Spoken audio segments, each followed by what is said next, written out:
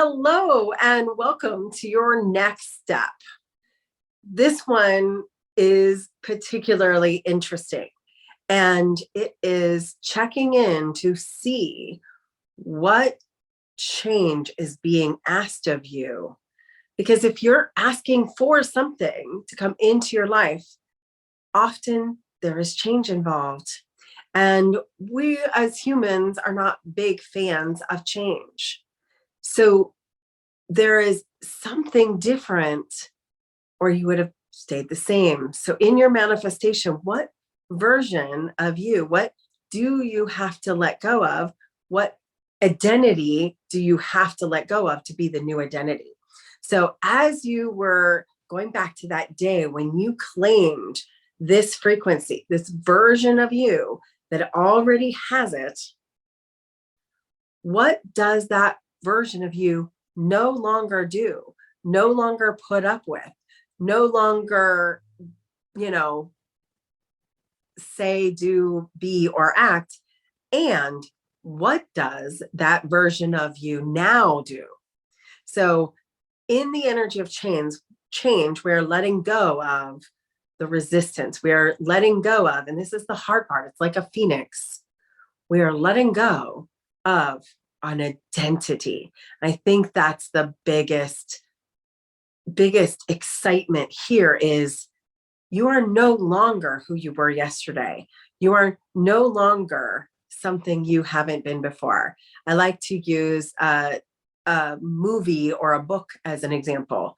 If you started in the very first chapter or the very first episode of something to the very end of something else, like let's say, how many seasons were there of Friends? They were not the same people in season one as they were in the last season. So you have to let go of the identity and sometimes even the people. I mean, there was a lot of shift. Maybe those main core characters were still there, but they were very different. People had come in and out of their lives. Jobs had changed, hair colors had changed. So many things had changed, but you cannot be the identity. The core version of you will still be there, but you cannot be the identity of the version of you that was before the manifestation. So your core is still the same, but this becomes the higher frequency. This is why I love the Phoenix as a representation. And my dear friend Rima once taught me that the Phoenix cannot rise from the ashes if it held on to even one feather out of shame or out of resistance. So what feather must you leave behind here at this moment to be the Phoenix rising, to be the new version of you? What old identity, what old story, and today is a great day to journal. What is the version, who, what, when, and where do you need to leave behind in the old chapters, the old episodes of you to be the heroine or hero in your future story that wins, achieves, is already the version of having the manifestation? And I know we're in that in between where it feels like it may not be happening yet, but I promise the magic is already working.